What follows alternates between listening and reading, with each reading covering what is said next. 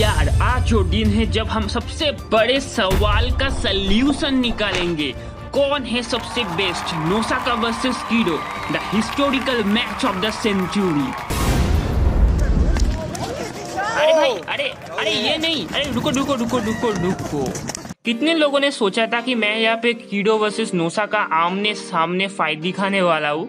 अच्छा ठीक है, हम यहाँ पे स्टैटिस्टिकली ये निकालेंगे कि एक्चुअल में सबसे बेहतर कैरेक्टर कौन है सबसे बेस्ट, नोसाका वर्सेस किडो। तो फिर मैं इनके बीच पावर स्केलिंग क्यों कर रहा हूँ? देखो, अगर हम द लेजेंडरी इनाजुमा 11 के साथ न्यू प्रोटैगनिस्ट ऑफ ऑर्डिनरी इसका कंपेयर करें तो फिर करने लायक कुछ भी नहीं है, टोटली वेस्ट ऑफ टाइम। अगर मैं कंपेयर करता हूँ एंडो और आसुतो का, तुम जानते हो कौन बेहतर कैरेक्टर है। अगर मैं कंपेयर करूँ फ्यूबुकी और इचियोशी का, तुम फिर भी जानते हो कौन बेहतर कैरेक्टर है। और कतई अगर मैंने हाइजाके और एक्सेल इन दोनों का कंपैरिजन किया और करने के चक्कर में कुछ बुरा भला एक्सेल को बोलना पड़ा हाइजाके के बीच में जो कंपैरिजन का स्केल है बराबर करने के लिए, तो फिर एक्सेल के फैंस मुझे जान से मारने की धमकी देंगे और उस धमकी को सुन के मैं कोई वीडियो नहीं बना पाऊंगा, क्योंकि एक चींटी तक मारने की औकात नहीं है मेरी। लेकिन जब हम कंपैरिजन करने चले हैं किडो और नोसाका का, अरे किडो लेजेंडरी कैरेक्टर, उसका कोई हरा ही नहीं पाएगा उसको। किससे कंपैरिजन कर रहे हो? नोसाका? अच्छा, बंदा अच्छा है। किडो वर्सेस नोसाका ना, कौन जीतेगा? देखो, किडो बाकी सबको तो संभाल सकता है, लेकिन नोसाका को संभालना इतना आसान नहीं है और ये कंपैरिजन करना तो बनता ही है। पहले बात कर लेते हैं किडो के बारे में। किडो के मॉम डैड बचपन में ही मर जाते हैं, वो अपने बहन से अलग हो जाता है। फिर वो बन जाता है रॉयल एकेडमी टीम का कैप्टन, लेकिन उसे पता नहीं होता कि उसने जो रास्ता अपनाया है वो सही रास्ता है या गलत। उसके बाद रेमोन की टीम आता है और किडो को सही रास्ता दिखाता है। Specialist credit goes to Goenji and Endo. उसके बाद किडो जो होता है वो रेमोन की टीम को ज्वाइन कर लेता है, बाद में जापान को रिप्रेजेंट करता है और बन जाता है एक लेजेंडरी कैरेक्टर। अब आता है हमारे नोसाका की ओर। तो फिर नोसाका का जो पास्ट होता है वो बहुत ही ज्यादा डार्क होता है और उसका एम होता है कि वो फ्यूचर को बदल लेगा, दुनिया को बदल लेगा with the help of football. और उसके बाद उसे पता नहीं होता कि जो स्केल ऑफ एरिस वो फॉलो कर रहा है वो सही है या फिर गलत। और उसके बाद बिल्कुल नया रेमोन का टीम आता है, नोसाका को सही रास्ता दिखाता है। Specially credit goes to Haizaki and Asuto. और उसके बाद नोसाका ज्वाइन कर लेता है इनाजुमा जापान को और बन जाता है एक बहुत ही बढ़िया प्लेयर। तो फिर नोसाका और किडो दोनों का ही प्लॉट स्टोरी सब सेम है। एक खुद को बोलता है एम्परर ऑफ प्रैक्टिस और एक बोलता है एब्सोल्यूट कमांडर ऑफ पिच। काम धंधा सेम है, प्लेमेकर। तो फिर हम यहाँ पे कंपेयर करेंगे एक्सपीरियंस, डोमिनेंस, कंसिस्टेंसी और पॉपुलैरिटी के ऊपर। तो फिर जो हमारा पहला पॉइंट है वो है डोमिनेंस, मतलब face to face, I mean आमने सामने।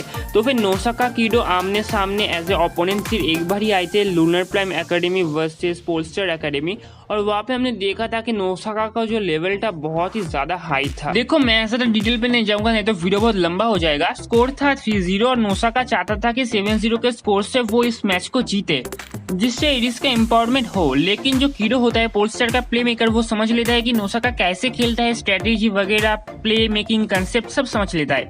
और उसके बाद वो नोसाका के गोल देने के प्रोग्रेस के ऊपर वहां पे रोक लगा देता है और उसके बाद नोसाका को स्ट्रगल करना पड़ता है। उसके बाद देखा हमने ओमेगा ग्रिड और मैच खत्म। तो फिर यहाँ पे गौर करने वाली बात यह है कि जो पोलस्टार के 3 आइकॉनिक प्लेयर होते हैं, मजुकिमिया, किडो और हाइजाके, उनको नोसाका अकेला मैनिपुलेट कर रहा था और मैच को जिता रहा था, जो एक बहुत ही बड़ी बात है और नोसाका को यहाँ पे 1 पॉइंट मिलना ही है। तो फिर अब हम बात करेंगे कंसिस्टेंसी के बारे में। अगर नोसाका की बात करें, उसका एंट्री हर बार एकदम प्रीमियम क्वालिटी एंट्री होता है। एडिस या फिर ओराइन दोनों को ही ले लो, वो शुरुआत में एकदम टॉप नॉच का प्लेयर रहता है, लेकिन वो खुद को इवॉल्व नहीं करता। बाकी प्लेयर्स इवॉल्व हो जाते हैं, लेकिन जब क्लाइमैक्स आता है तब लगता है कि नोसाका कहीं पे फीका पड़ रहा है।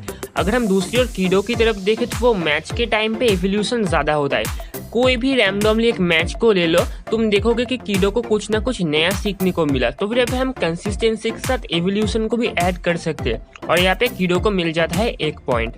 तो फिर इन दोनों के बीच में काफी टक्कर चल रहा है और पॉइंट्स के ऊपर नोसाका किडो का क्या रिएक्शन है, चलिए देख लेते हैं। तो फिर आपका क्या कुछ बोलिए सर। देखो बात दरअसल ऐसी है, हाँ जी, कि मैं बात नहीं करना चाहता। तो फिर तुमने जैसे देखा कि नोसा कभी बहुत सीरियस इस मैटर को लेकर और वो कुछ अभी बोलना नहीं चाहता, तो फिर देखते हैं किडो का ही क्या रिएक्शन है। सर तो फिर आपको क्या लगता है कि ये जो मैच चल रहा है आमने सामने, इस मैच में कौन जीतेगा स्टैटिस्टिकली? तो फिर हमें इस चीज़ को शुरू से समझना पड़ेगा। देखो जो आप कह रहे थे ये डोमिनेंस का, तो वो मैटर तो बिल्कुल सही था, उसके बाद कंसिस्टेंसी भी सही था, तो वहाँ पे बैलेंस हो गया। लेकिन आगे जो होगा उसके ऊपर डिपेंड करता है कि क्या होगा। तो फिर आगे के जो पॉइंट्स मुझे लग रहा है कि नोसा का A few moments later. One eternity later. बहुत चीज़ हमारे दर्शक समझ गए, हमारे दर्शक बहुत स्मार्ट है, वो लोग जानते हैं कि आप क्या बोल रहे हैं। तो फिर मैच कंटिन्यू करते हैं सर। Let's go! तो फिर अब हम कंपेयर करेंगे पॉपुलैरिटी के ऊपर। जी हाँ, ये बहुत ज्यादा मैटर करता है अगर कैरेक्टर डेवलपमेंट को देखा जाए तो फिर अगर हम किडो के बारे में बोले तो वो काफी पॉपुलर कैरेक्टर है ओरिजिनल सीरीज पे, और उसका पॉपुलैरिटी जो आता है वो आता है रेस्पेक्ट से। जहाँ पे भी किडो होता है लगता है कि स्कूल का प्रिंसिपल क्लास में आया है। हालांकि वो ओरिजिनल सीरीज पे ज्यादा पॉपुलर था, लेकिन तब नोसाका नाम का कोई कैरेक्टर था ही नहीं। हमने एरिस और ओरेन पे देखा कि किडो से ज्यादा नोसाका के ऊपर चर्चा किया गया, और उसके बाद कुछ ऐसे रूमर्स सुनने को मिल रहे थे कि Nosaka is a combination of Inazuma 11's 3 main pro characters. मतलब कि वो किडो जैसा प्लेमेकर है, एंडो जैसा कैप्टन है, और अगर तुम उसके प्रोफाइल में जाके देखोगे तो वो बहुत ही बढ़िया फॉरवर्ड भी है, और उसके स्कॉलर का स्टाइल बिल्कुल ग्वेंजी जैसा है जो बना था उसको कॉम्बिनेशन ऑफ 3 प्रो प्लेयर्स। तो फिर ये सब शुरू हुआ लड़कियों से, क्योंकि हमने शुरू में देखा जब नोसाका कैरेक्टर एंटर हुआ तो लड़कियों में बहुत ही ज्यादा पॉपुलर था, और धीरे धीरे जब उसके कैरेक्टर डेवलपमेंट के ऊपर काम किया गया तब वो चारों ओर छा गया। और एक फिजुल का बात, जब एरिस और ओरेन चल रहा था तब सबसे ज्यादा प्रोफाइल पिक्चर किसका लगाया जा रहा था? नोसाका का। तो फिर हमें यहाँ पे नोसाका को ही पॉइंट देना चाहिए। आखिर में हम सब कंपेयर करेंगे एक्सपीरियंस के बारे में। देखो एक्सपीरियंस के मामले में लेजेंड इज लेजेंड। किडो का स्टोरी बहुत पहले शुरू हुआ था नोसाका आने से पहले, और उसको तभी पता चल गया था क्या सही है क्या गलत है। उसको डार्क साइड लाइट साइड दोनों ही दिखा, और जब एरिस आया तो वो एक बहुत ही मैच्योर कैरेक्टर बन गया। और दूसरी ओर हमने देखा कि नोसाका को पूरे दुनिया से आइसोलेटेड करके रखा हुआ था एरिस ने। उसके दिमाग को पूरा का पूरा एक जगह पे प्रिजर्व करके रख दिया था, उसे पता नहीं था क्या सही था गलत। बाद में जब इनाजुमा ओरेन आया तो उसने पूरे इनाजुमा 11 टीम को गाइड किया। लेकिन दूसरी ओर हमें देखा कि किडो का जो मैच्योरिटी लेवल था इतना बढ़ गया कि वो एज ए कोच पिक कर रहा था कौन कौन प्लेयर्स जापान में एडिशनल प्लेयर्स होके जाएंगे, जो एक बहुत ही बड़ा प्रूव है कि उसका एक्सपीरियंस लेवल कितना हाई है। तो फिर इन दोनों के बीच में टाई होना ही था, लेकिन एक फाइनल विचार तो देना ही होगा। देखो अगर तुम इनाजुमा 11 का फर्स्ट 26 एपिसोड देखो, उसके बाद एरिस और ओरेन देखो, तो फिर उस पैरेलल यूनिवर्स में नोसाका इज बेटर कैरेक्टर। लेकिन अगर तुम इनाजुमा 11 का ओरिजिनल सीरीज को पूरा देख डालते हो, एलियन आर्क और AP5 को देखने के बाद एरिस और ओरेन को देखते हो और सब कुछ का एवरेज निकालते हो, तो फिर ऑब्वियसली किडो इज द लेजेंड। तो फिर आखिर में जाने से पहले एक चैनल है द फैंटासिस्ट। इस चैनल ने एक अपनी स्टोरी डेवलप की है और उसको मांगा का आकार देके वीडियो अपलोड किया है विद बैकग्राउंड ऑडियो, और तुम्हें इसकी स्टोरी को देखना चाहिए। काफी अमेजिंग स्टोरी है।